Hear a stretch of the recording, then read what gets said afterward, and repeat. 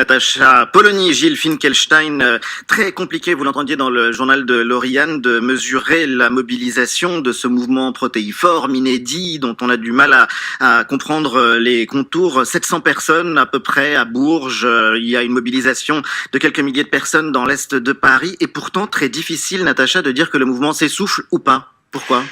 Tout simplement parce qu'il évolue au fur et à mesure de chaque manifestation. C'est-à-dire que le rapport entre les Français qui soutiennent et ceux qui manifestent, le rapport entre ceux qui viennent manifester parce qu'ils veulent continuer ce mouvement et ceux qui viennent casser, tout cela est extrêmement complexe à définir. C'est pour ça justement que la seule façon d'en sortir n'est pas d'attendre le supposé essoufflement de ce mouvement, mais de répondre aux questions qui ont été posées. Gilles, vous diriez que le mouvement s'essouffle ? La mobilisation est faible. Depuis le début de ce mouvement, il faut quand même dire les choses telles qu'elles sont. La mobilisation quantitativement est faible. Quand vous regardez la liste des 20 plus grands mouvements sociaux de ces dernières années, ce mouvement-là n'y figure même pas. Et donc, on peut regarder les infimes variations, là, est-ce qu'il y a un peu plus de mobilisation aujourd'hui que la semaine dernière et qu'il y a 15 jours, mais la réalité est que la mobilisation est faible. Ce qui fait la force de ce mouvement, c'est pas la mobilisation qui est dans la rue, c'est le soutien qui, lui, évolue relativement peu de l'opinion, d'une partie de l'opinion qui s'identifie aux Gilets jaunes et d'une autre partie de l'opinion qui continue, malgré tout, à le soutenir. Natacha ? Oui, mobilisation faible, certes, mais la première manifestation qui officiellement a rassemblé plus de 300 000 personnes, ce qu'elle avait d'exceptionnel, c'est justement qu'elle a rassemblé des gens en dehors de tout encadrement, de tout parti, de tout syndicat, tout cela réparti sur le territoire, ce qui rend d'ailleurs la comptabilisation extrêmement compliquée. Là aussi, c'est quelque chose de viral et de très étendu. Le phénomène intéressant étant que cela vient de gens qui d'habitude ne manifestent pas, que d'habitude on ne voit pas dans ces mobilisations. Gilles ? Oui, ça évidemment, c'est ce qui fait il y a beaucoup de singularité de ce mouvement qui fait qu'il faut évidemment lui prêter beaucoup d'attention.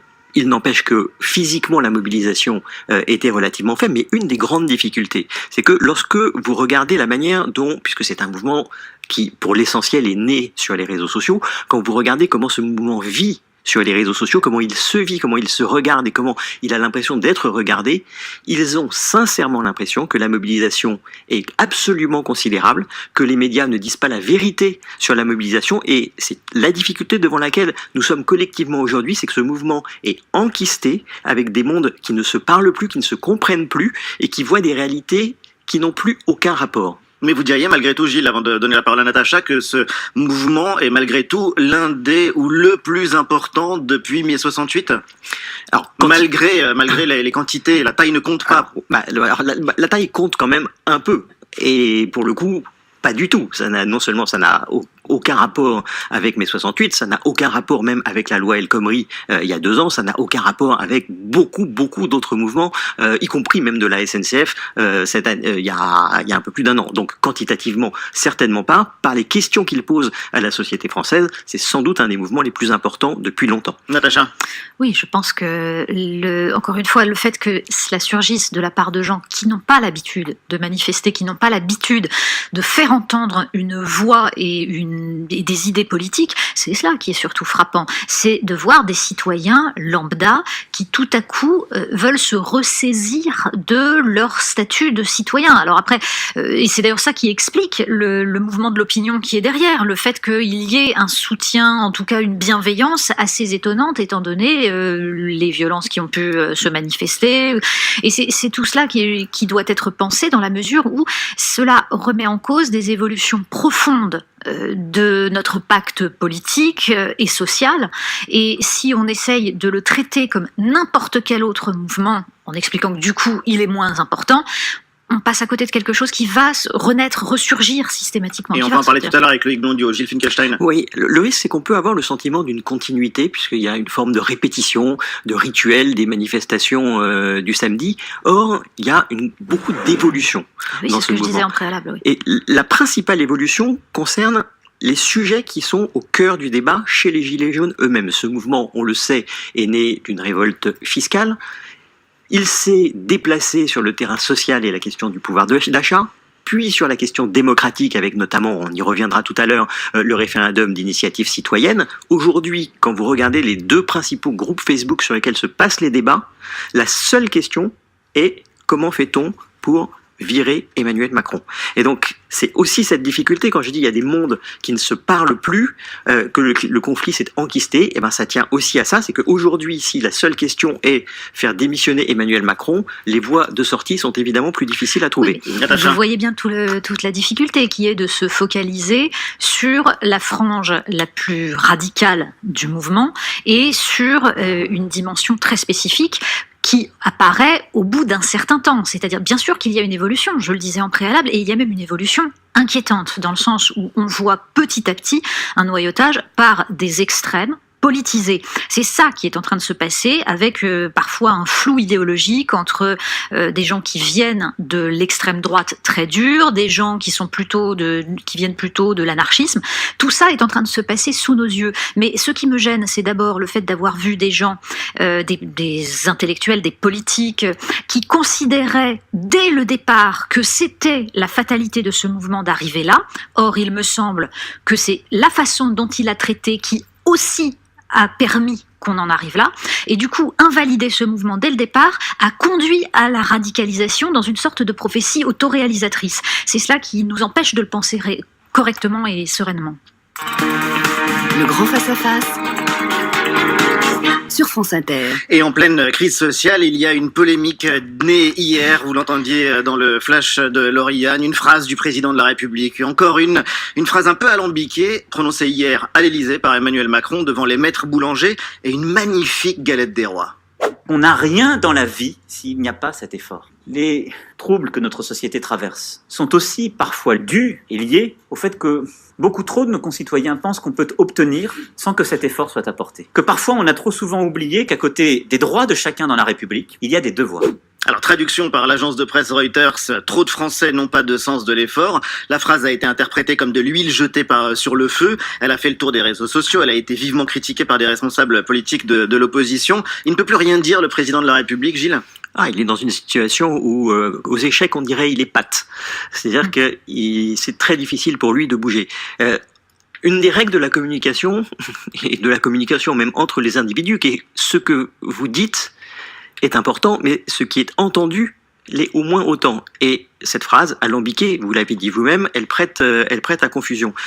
Ça pose aussi la question du statut de la transgression, de la provocation dans nos sociétés. On a les réseaux sociaux dont on parlait tout à l'heure favorisent cette provocation, puisque cette transgression, le mode de classement de ce que vous voyez sur les réseaux sociaux dépend beaucoup des réactions qui sont provoquées, et Emmanuel Macron lui-même, et c'est je crois un des éléments les plus intéressants, toute son ascension s'est faite autour de la provocation et autour de la transgression. Mais pourquoi est-ce que c'est considéré comme de la provocation? Je vais me faire de la provocation moi-même, mais c'est vrai que c'est une phrase que vous auriez pu prononcer, Natacha. Je vais vous dire une chose, je suis furieuse. C'est rare que ça m'arrive, parce que je pense que dans une situation comme l'est celle du pays, il faut garder son calme. Là, quand j'entends ça, ça me rend dingue. Pourquoi? Justement, parce que cette question du sens de l'effort est une question extrêmement importante. Le rapport entre le travail et l'effort, la notion de mérite, c'est un sujet fondamental. En parler devant des artisans boulangers, qui sont ceux qui incarnent en France ce sens de l'effort et cette capacité d'un être humain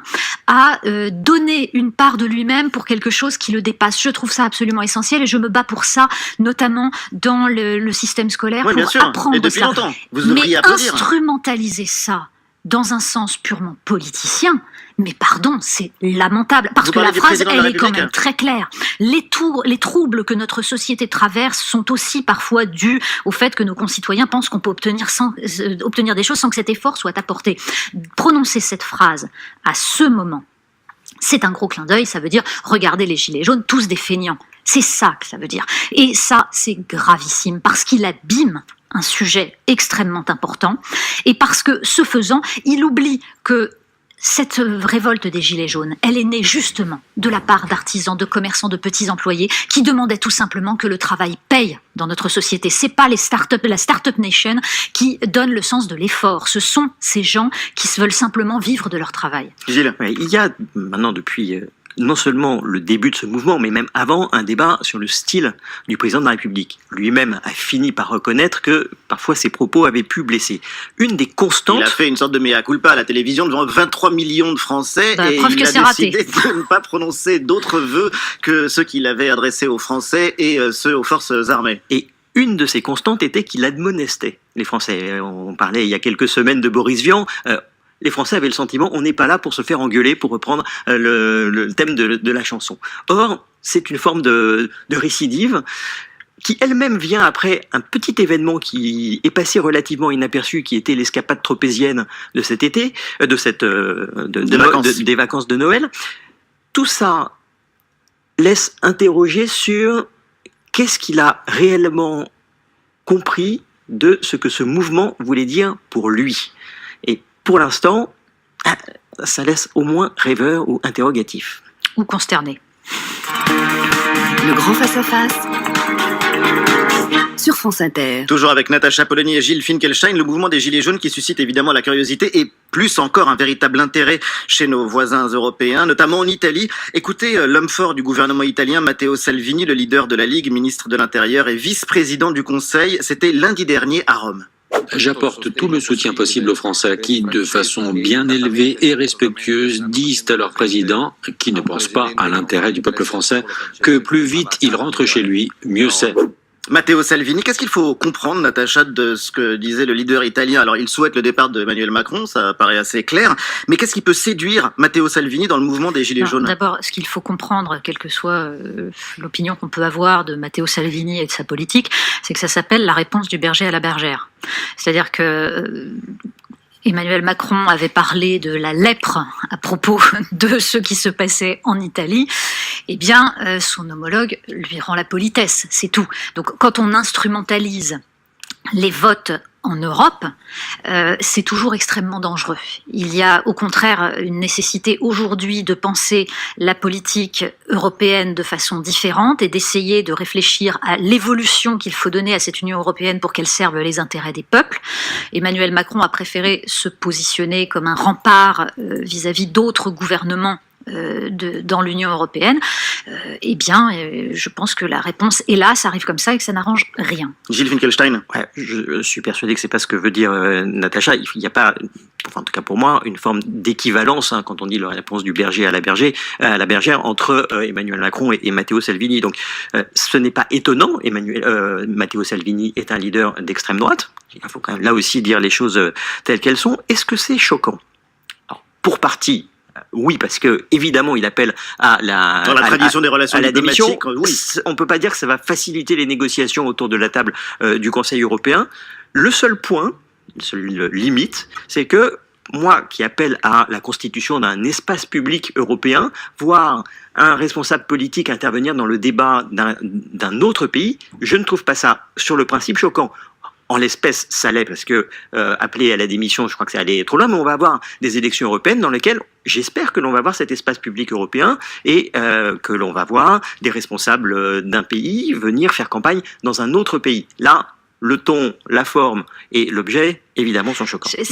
Cher Gilles, vous voyez tout le problème que va poser justement ce que vous appelez de votre vœu, à savoir des responsables venant faire campagne dans d'autres pays.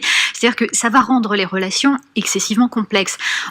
En effet, on voit se constituer un espace public européen pas sur les meilleures bases, et c'est cela qui est dérangeant. D'autant que, encore une fois, des débats sur le rôle de l'Union européenne, nous devrions en avoir, et que pour l'instant, je ne les entends pas. Sur l'indépendance de l'Union européenne vis-à-vis de l'OTAN, sur le rôle de la monnaie, ça, on n'entend rien de ça. En revanche, on voit se constituer des leçons de morale de chaque côté, un peu partout, sur les pires bases. Regardez par exemple ce qui se passe en Andalousie et qui est très intéressant. Ciudadanos et le Parti populaire donc, vont gouverner ensemble. Le Parti populaire a accepté pour cela le soutien de Vox, parti d'extrême droite, qui est considéré comme l'équivalent de Salvini. Oui. Donc Ciudadanos accepte les voix d'un parti d'extrême droite pour gouverner. Ciudadanos, qui est actuellement à peu près le seul allié d'Emmanuel Macron en Europe. Et souvenez-vous ce qui s'est passé en France quand une partie de la droite a accepté les voix du Front National pour gouverner. Donc on va vers une complexification des relations entre pays européens et de la vision qu'on peut avoir du paysage politique. Gilles Finkelstein. Oui, et vive cette complexification-là. Cette alliance... Ça va rendre la position d'Emmanuel Macron assez compliquée. Hein. Mais, évidemment. Et d'ailleurs, il faut... Si elle peut être plus compliquée qu'elle ne l'est, mais... Et il va falloir l'interpeller sur cette alliance avec Ciudadanos, qui lui-même en Andalousie fait cette alliance, de la même manière que le parti populaire européen compte dans ses rangs Orban. Et donc là aussi, il faut en débattre et de la cohérence dans chacune de ces familles transnationales.